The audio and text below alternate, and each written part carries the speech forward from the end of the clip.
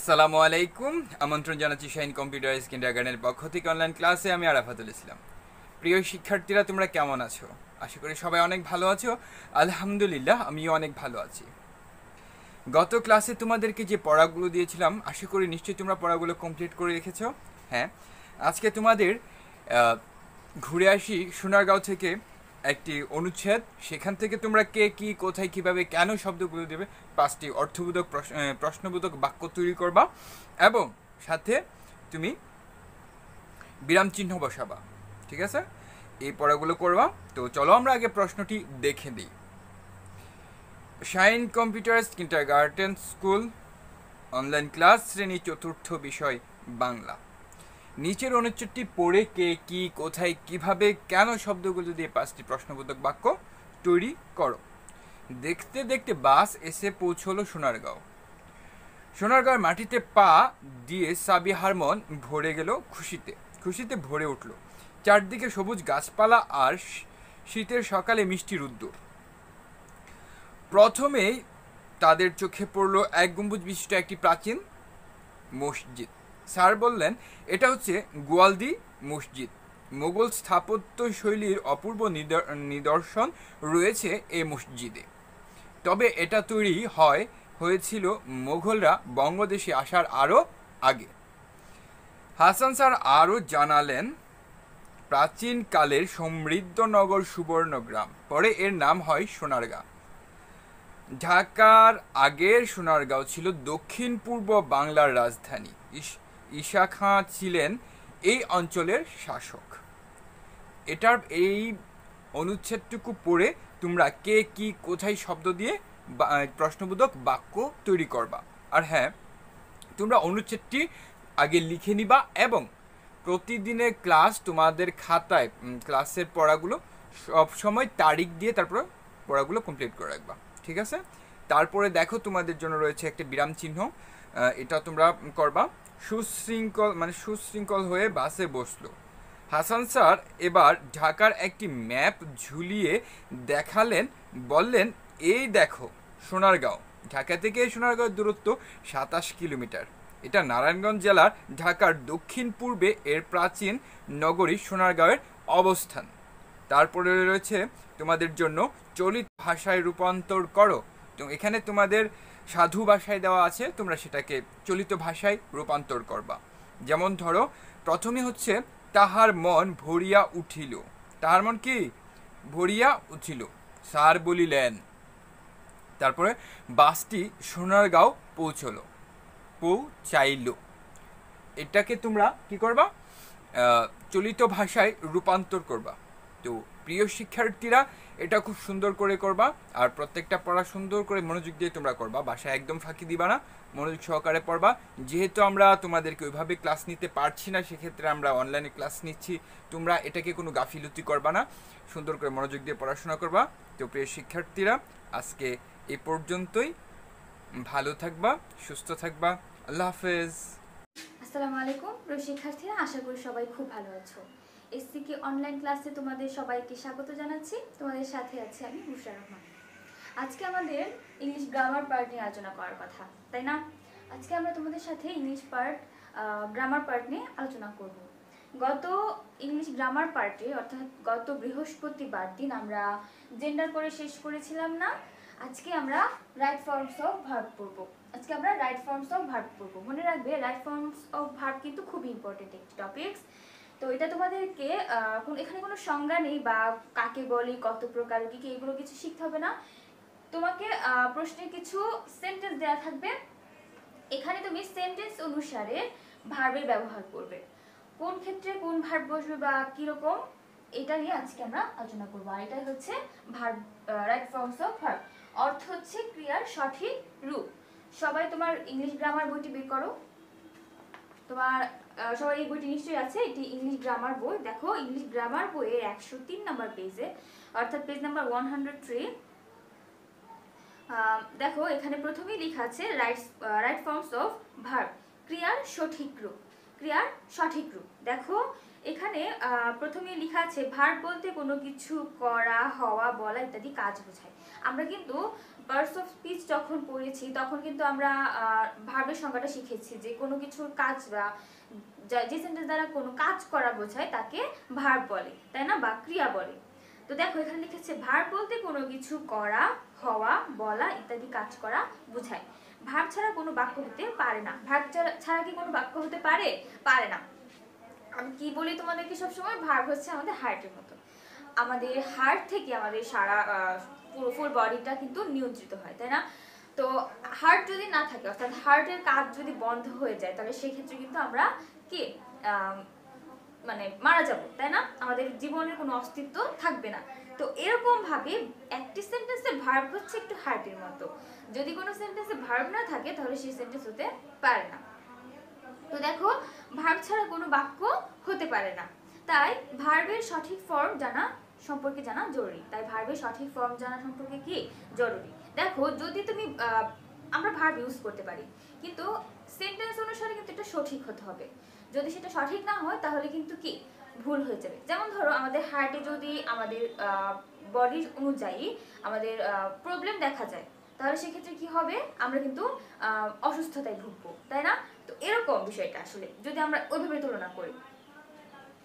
তারপরে দেখো এখানে তোমার স্যাম্পল কোয়েশ্চেন্স রয়েছে, অর্থাৎ নমুনা প্রশ্ন রয়েছে। এগুলো আমরা পড়বো, এগুলো আমরা দেখবো, বুঝবো। আগে আমরা রুলগুলো শিখে নিই। অর্থাৎ রুলগুলো যদি তুমি শিখতে পারো তাহলে আমি একটা সেন্টেন্স দেখে ধরে বুঝে ফেলতে পারবো যে এখানে এই ভার্বটি বসবে এরকম। তাহলে আমরা চলো রুলগুলো শিখে নিই। দেখো এখানে রুলস অন ভার্বস, অর্থাৎ ভার্ব দিয়ে শূন্যস্থান পূরণ। রুলস অন ভার্বস, ভার্ব দিয়ে শূন্যস্থান পূরণ। তোমাকে একটা সেন্টেন্স দেওয়া থাকবে, এখানে তুমি ভার্বটি বসাবে, কোন ভার্বটি বসাবে, কোন উপযুক্ত ভার্বটি বসাবে সেটার ব্যবহার। চলো রুল 1 এ কি লিখেছে দেখি।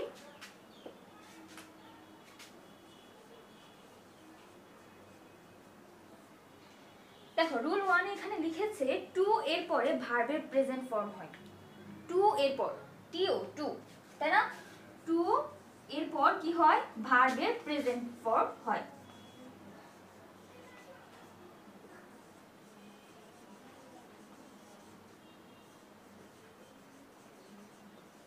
এখন দেখো আমি তোমাদের সাথে টেন্স নিয়ে আলোচনা করেছি। তো রাইট ফর্মস অফ ভার্ব কিন্তু টেন্সের সাথে রিলেশন আছে। তো আমরা তো টেন্স পারি, তাই না? টেন্স যদি খুব ভালো করে আমরা পারি তাহলে রাইট ফর্মস অফ ভার্ব আমরা বুঝতে পারবো। দেখো এখানে রুল 1 এ লিখেছে টু এর পর যদি টু থাকে কোনো সেন্টেন্সে তাহলে এর পরে কি হবে, ভার্বের সাথে ভার্বের প্রেজেন্ট ফর্ম হয়। এখন ভার্বের প্রেজেন্ট ফর্ম তো আমরা পারি, আমরা টেন্সে শিখেছি, তাই না? তাহলে এখন যেহেতু আমরা টেন্সে শিখেছি, টেন্স রিলেটেড টেন্সটা খুব ভালো করে পারি, তাহলে সেক্ষেত্রে রাইট ফর্ম অফ ভার্বসে আমাদের সমস্যা হবে না।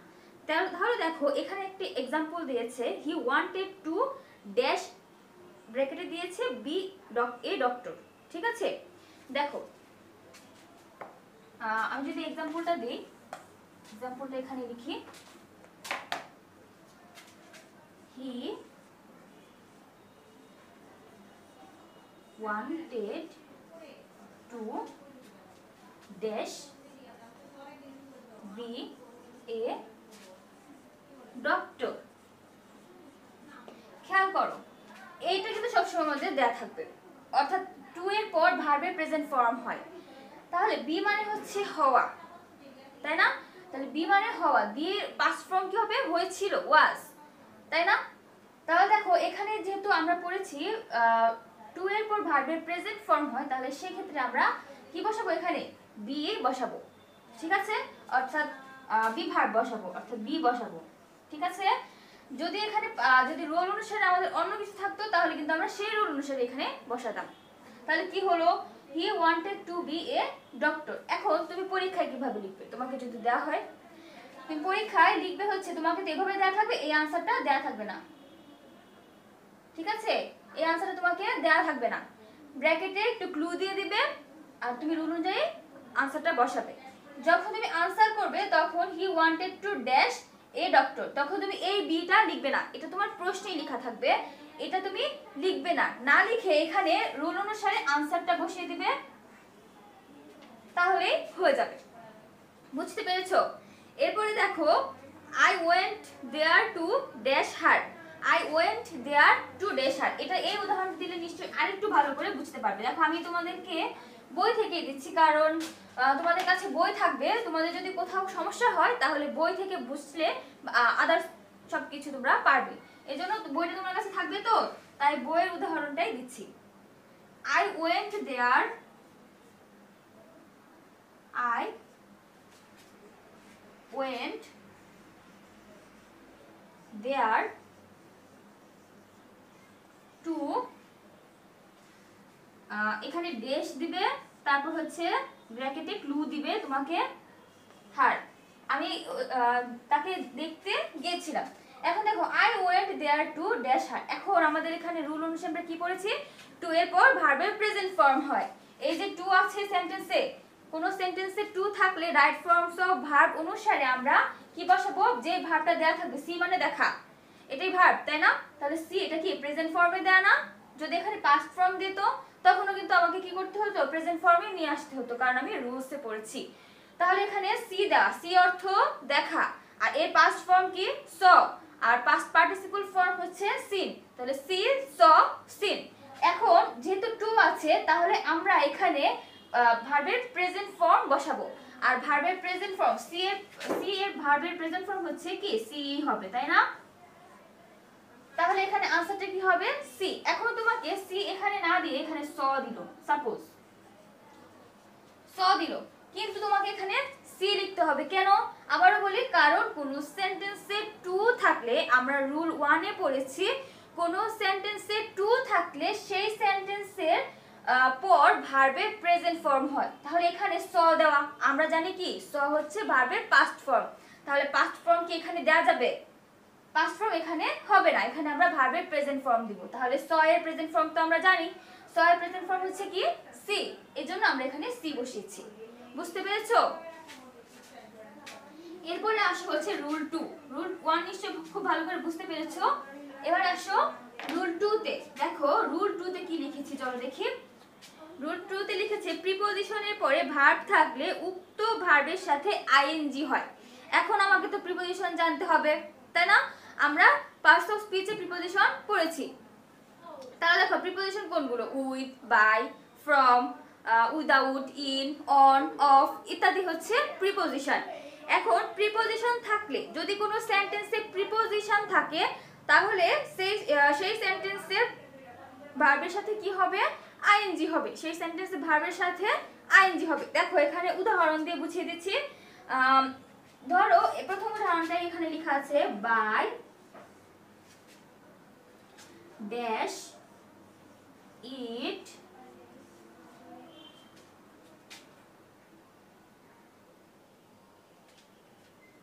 a balanced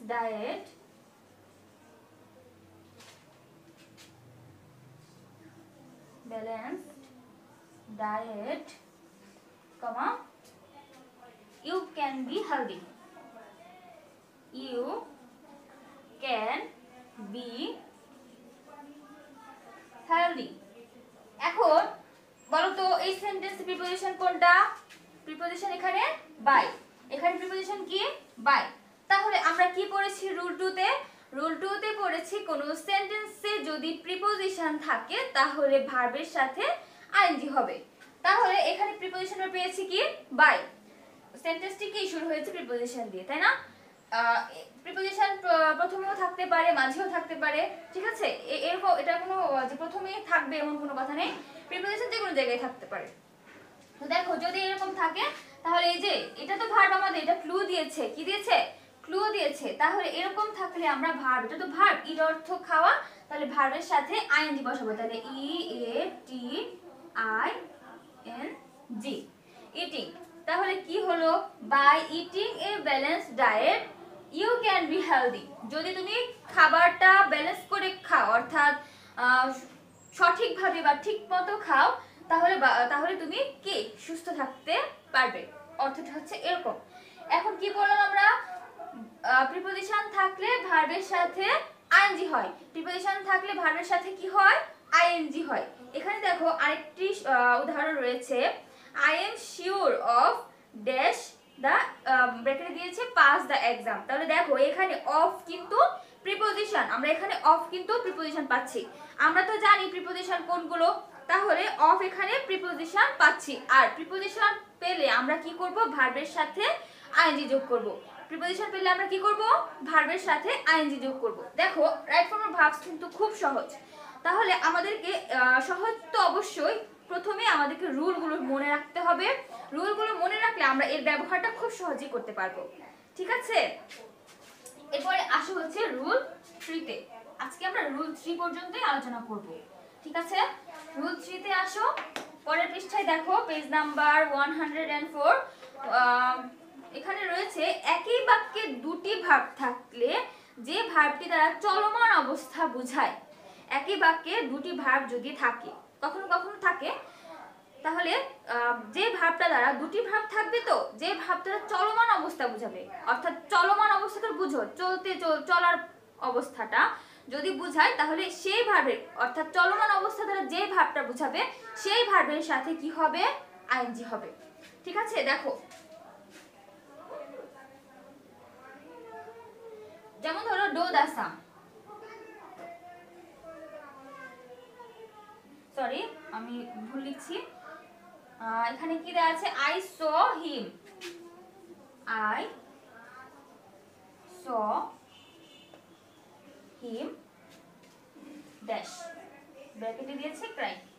তাহলে দেখো এখানে ভার্ব কিন্তু আমরা দুটো পাচ্ছি, স অর্থ দেখা, ক্রাই অর্থ কান্না করা। তাহলে এখানে স অর্থ কি, দেখা, আর ক্রাই অর্থ কান্না করা। তাহলে এখানে আই স হিম ড্যাশ, আমি তাকে কান্না করতে দেখেছিলাম, তাই না? তাহলে এখানে কান্না করাটা কি, চলমান। সে কখন দেখেছে, যখন সে কান্না করছে। আমি তাকে কখন দেখেছি, যখন সে কান্না করছে, কন্টিনিউয়াস, তাই না? তাহলে করছে যখন হচ্ছে, তাহলে কি হবে, ভার্বের সাথে আইএনজি হবে। ক্রাইং, এটা এখানে কি, ক্রাই চলমান হচ্ছে, তাহলে কান্না করাটা চলমান হচ্ছে। দেখাটা কি চলমান হচ্ছে, আমি তাকে দেখেছিলাম, তাহলে আমি দেখে চলে এসেছি। আর হিম তাকে ক্রাই, কাঁদছে, তাহলে আমি তাকে যখন দেখছি তখন সে কাঁদছে, তাহলে কান্নাটা কি, চলমান। আর আমি তাকে দেখে ফেলেছি, কান্নার সময় আমি তাকে দেখেছি, তাহলে এটা কি হলো, চলমান। কোনটা বুঝতে পারছি আমরা, ক্রাই। আরেকটা সহজ বুদ্ধি হচ্ছে, যেটা তোমাকে চেঞ্জ করতে দিবে, সেটা কিন্তু ব্র্যাকেটে দেওয়া থাকবে। ঠিক আছে, তাহলে যেহেতু এখানে ক্রাইটা চলমান, তাহলে আমরা কি করেছি, যদি কোনো বাক্যে দুটি ভার্ব থাকে, তাহলে সেক্ষেত্রে যে ভার্বটি চলমান থাকবে সেই ভার্বের সাথে আইএনজি হবে। এখন এখানে স এর সাথে তো আমি আইএনজি বসাতে পারবো না, এখানে আমাকে ক্রাই এর সাথে আইএনজি বসাতে হবে। বুঝতে পেরেছো? তাহলে আবারও বলি, রুল 3 তে হচ্ছে কি লিখেছে, যদি কোনো সেন্টেন্সে দুটি ভার্ব থাকে, প্রথম দুটি ভার্বের মধ্যে যে ভার্বটি চলমান হওয়া বোঝাচ্ছে, অর্থাৎ চলছে, যে ভার্বটা কন্টিনিউয়াসলি হচ্ছে, সেই ভার্বের সাথে কি বসাবো, আইএনজি বসাবো। ঠিক আছে, তাহলে আমাদেরকে অর্থ বুঝে প্রথমে কি করতে হবে, সেন্টেন্সের অর্থ তো অবশ্যই বুঝতে হবে। সেন্টেন্সের অর্থ না বুঝলে কিন্তু আমরা কোনো কাজই করতে পারবো না। ঠিক আছে, তাহলে আজকে এতটুকু পর্যন্তই থাকো। তোমরা আশা করি খুব ভালো করে বুঝতে পেরেছো। তাহলে তোমাদের আজকে পড়া থাকলো হচ্ছে গ্রামার, পড়াটা থাকলো হচ্ছে গ্রামার বইয়ের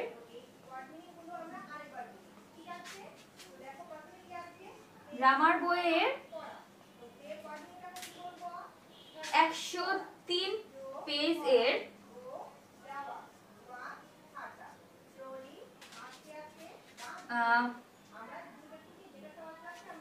রাইট ফর্ম অফ ভার্ব কি তো আমরা জেনেছি, তাই না?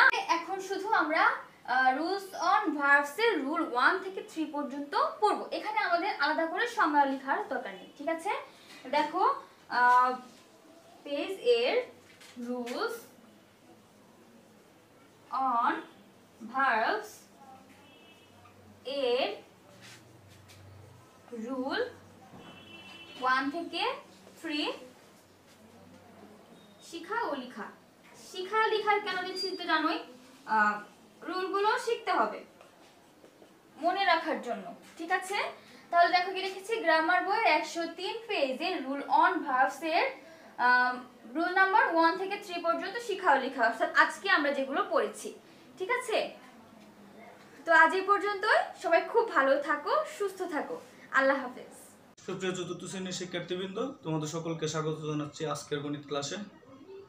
তো আজকের গণিত ক্লাসে তোমাদের নবম অধ্যায় থেকে অর্থাৎ দশমিকের ভগ্নাংশ অধ্যায় থেকে কাঠামোবদ্ধ প্রশ্ন থাকছে। তো কাঠামোবদ্ধ প্রশ্নটি শুরু করতেছি। তোমরা দেখতে পাচ্ছ উদ্দীপক হিসেবে দেওয়া আছে 0.08 ও 0.06 দুটি ভগ্নাংশ। ক, ভগ্নাংশ দুটিকে সাধারণ ভগ্নাংশে প্রকাশ করো। তো আমরা ক নং প্রশ্নটিরই উত্তর লিখে ফেলি। ভগ্নাংশ দুটিকে সাধারণ ভগ্নাংশে প্রকাশ করো। লিখবা ক, লিখে এত সমান সমান। একে সাধারণ ভগ্নাংশে প্রকাশ করতে গেলে প্রথমে একটি দাগ দিবা, অবশ্যই এই সমান রেখার দুটির মাঝামাঝি একটি দাগ দিবা। দাগ দেওয়ার পরে দশমিক বিন্দুর জন্য নিচে একটি 1 লিখবা। দশমিক বিন্দুর ডানে জয়টি অঙ্ক আছে, অর্থাৎ অঙ্ক আছে 2টি 0 আর 8, জয়টি অঙ্ক আছে ততটি শূন্য দিবা। আর উপরে দশমিক ছাড়া যে সংখ্যাটি আছে শুধু সেই সংখ্যাটি দিবা। 8 আছে, 8-এর আগে 2টি শূন্য আছে, 2টি শূন্য দিলে যে কথা, না দিলে একই কথা। তাহলে আমাদের হয়ে গেল সাধারণ ভগ্নাংশ। এবার প্রশ্নটি যদি এরকম করা হইতো যে ভগ্নাংশ দুটিকে সাধারণ ভগ্নাংশে প্রকাশ করো এবং লঘিষ্ঠ আকারে প্রকাশ করো, তাহলে আমরা আরেকটু কাজ করতাম।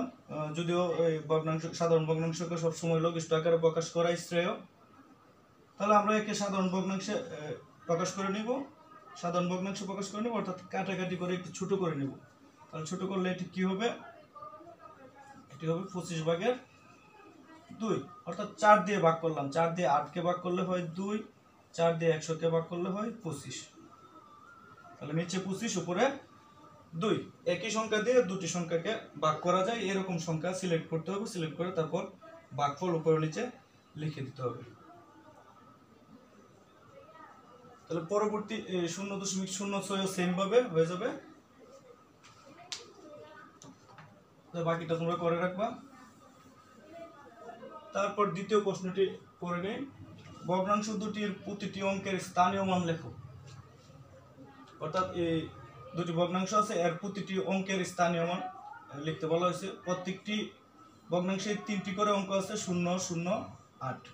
এখানে আছে 3টি করে অঙ্ক 0, 0, 6। তাহলে আমরা খ নং এর সমাধানে যাই। খ নং সমাধান,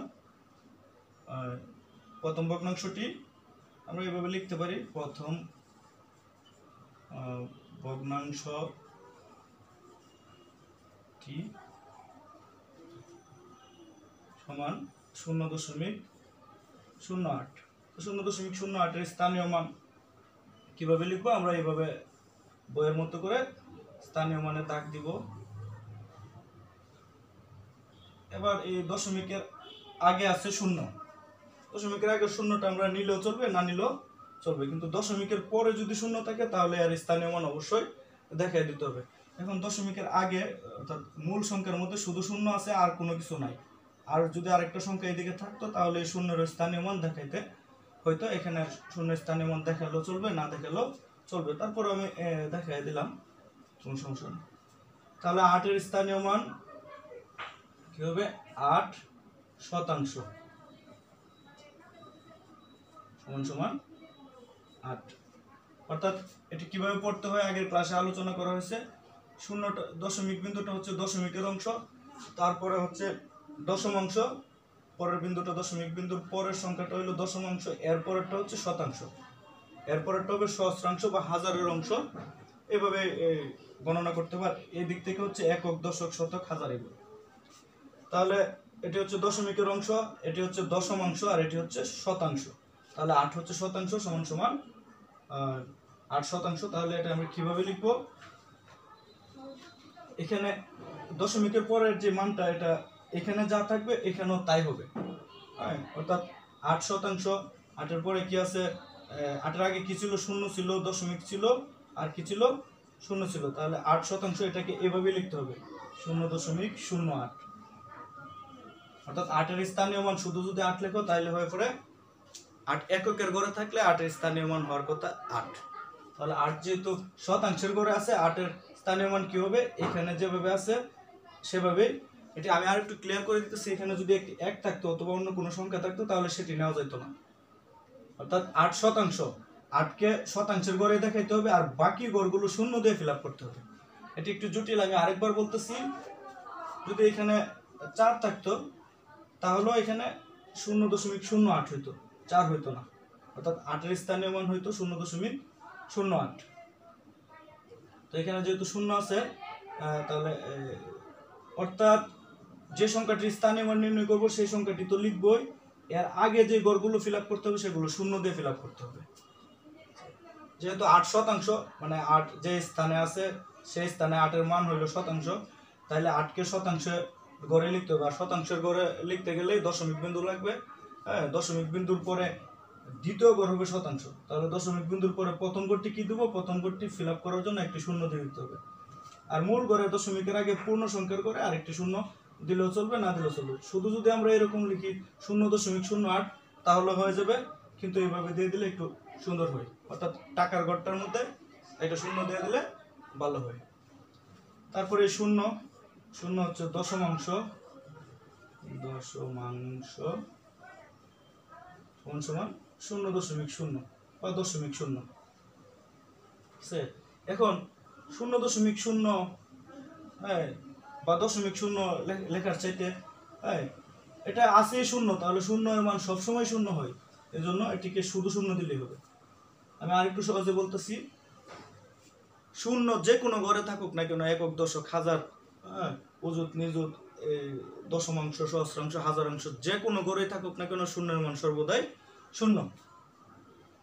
তারপর এই শূন্যের মানও যদি নেই তাহলে এই শূন্য হচ্ছে কি একক, শূন্য একক সমান সমান শূন্য। একে আরো সহজে পাওয়ার উপায় হচ্ছে, এটিকে আরো সহজে পাওয়ার উপায় হচ্ছে 0 একক, 0 একে 0, 0.8 শতাংশ। হ্যাঁ, একে আসলে ওই আমি যে বিষয়টা বলতে চাচ্ছি এটি আরেকটু জটিল, নর্মালি এভাবে ভালো, যেভাবে তোমরা এখন যেটা বলতেছি। তারপর পরবর্তী দ্বিতীয় ভগ্নাংশটি হচ্ছে, পরেরটি করতেছি, দ্বিতীয় ভগ্নাংশটি হচ্ছে এত, এখানে 6% সমান সমান 0.06, অর্থাৎ শতাংশের গড়ে 6 একটা গড়ে লিখলাম, লেখার পরে এর আগের গড় হইল দশমাংশ, দশমাংশের গড়ে দিলাম 0, তারপর একটা দশমিক দিলে এই 6 এখন শতাংশের গড়ে পড়েছে, অর্থাৎ 6% সমান সমান হলো 0.06 অথবা 0.06। তারপর বাকিগুলো এটার ক্ষেত্রে একই আছে।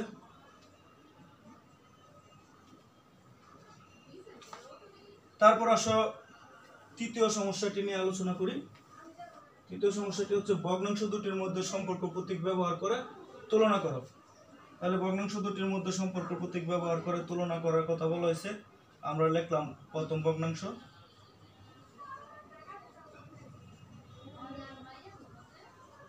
সমান 0.08, একে আমরা সাধারণ ভগ্নাংশে প্রকাশ করে নিলাম, হয়ে গেল কি 100/8। তারপর দ্বিতীয় ভগ্নাংশ সমান 0.06, একে সাধারণ ভগ্নাংশে প্রকাশ করলে হয় 100/6। এটিকে সাধারণ ভগ্নাংশ প্রকাশ এই অঙ্কেরই প্রথমটিতে করেছি, হ্যাঁ একেও করেছি, যার কারণে এখানে আর বিস্তারিত বলার প্রয়োজন মনে করছি না। আমরা যখন ভগ্নাংশের কোন সংখ্যার তুলনা করব তখন এটিকে দশমিক ভগ্নাংশের কোন সংখ্যার তুলনা করব তখন এটিকে সাধারণ ভগ্নাংশে নিয়ে যাব। আমি আরেকবার বলতেছি, আমাদেরকে যদি বলা হয় দশমিক ভগ্নাংশের কোন সংখ্যাকে ছোট বড় তুলনা করতে বা এদের মধ্যে সম্পর্ক প্রতীক বসাতে, তাহলে সেটিকে আমরা সাধারণ ভগ্নাংশে প্রকাশ করে নিব। সাধারণ ভগ্নাংশে প্রকাশ করে নিলে আমাদের জন্য তুলনা করতে সহজ হয়ে যাবে। আমরা এখন সাধারণ ভগ্নাংশ তুলনা করে পাইলাম, প্রথম ভগ্নাংশটি হচ্ছে 100/8, দ্বিতীয় ভগ্নাংশটি হচ্ছে 100/6। আমরা দুটি ভগ্নাংশের মধ্যে লক্ষ্য করতেছি যে দুটি ভগ্নাংশের হর একই, অর্থাৎ দুটি ভগ্নাংশের হর সমান বা 100। তাহলে আমরা জানি যে একাধিক ভগ্নাংশের হর যদি সমান হয় তাহলে যে ভগ্নাংশটির লব বড় সেই ভগ্নাংশটি বড়। তাহলে আমাদের বড় হইল কি, সুতরাং 100/8 বড় 100/6 থেকে। এবার প্রথম ভগ্নাংশটা প্রথমে লিখতে হবে, প্রথম ভগ্নাংশটা প্রথমে লেখার পরে প্রথম ভগ্নাংশটা যদি ছোট হয় তাহলে এখানে ছোট চিহ্নটাই দিতে হবে। সবসময় আমি বলতেছি এরকম সম্পর্ক প্রতীকের ক্ষেত্রে সবসময় প্রথমটিকে প্রথমে বিবেচনা করতে হবে, তাহলে ভুল হওয়ার আর কোনো সম্ভাবনা থাকবে না। তারপর অর্থাৎ এর মূল ভগ্নাংশটি দিয়ে দেই। মূল ভগ্নাংশটি হচ্ছে 0.08, অর্থাৎ আমরা আসলে এই দুটির তুলনা করতেছি। এই দুটির তুলনা করতে গিয়ে আমরা সাধারণ ভগ্নাংশের সাহায্য নিছি। তারপর এর সাধারণ ভগ্নাংশের পরিবর্তে এর মূল ভগ্নাংশটি লিখে দেব, আর এটির মূল ছিল 0.06। হয়ে গেল আমাদের উত্তর। আশা করি আজকের কাঠামোগত প্রশ্নটি বুঝতে পারছো। যাদের বুঝতে কোনোরকম সমস্যা হয় অথবা কোনো রকম হেল্পের প্রয়োজন হয় তাহলে স্কুলে এসে আমার সাথে যোগাযোগ করবা অথবা কোনো মাধ্যমে আমার সাথে যোগাযোগ করবা।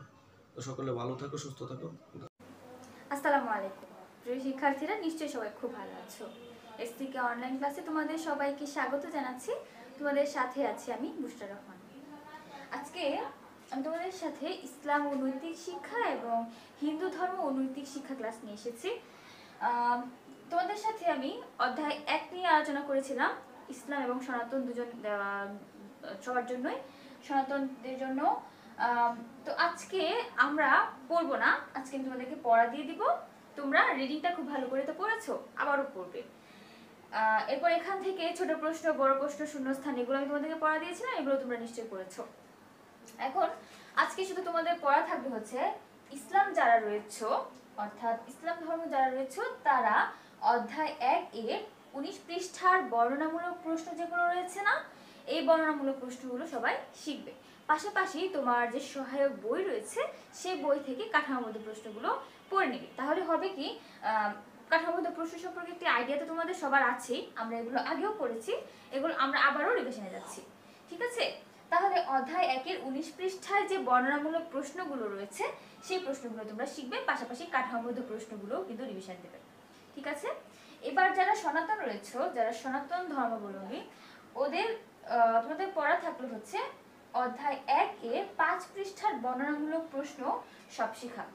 সেম ভাবে অধ্যায় 1 তো আমরা পড়েছি, রিডিংটা খুব ভালো করে পড়েছি, এখান থেকে ছোট প্রশ্ন করেছি, শূন্যস্থান, সঠিক উত্তর, বাম্পার ডানপার সবকিছুই আমরা পড়েছি।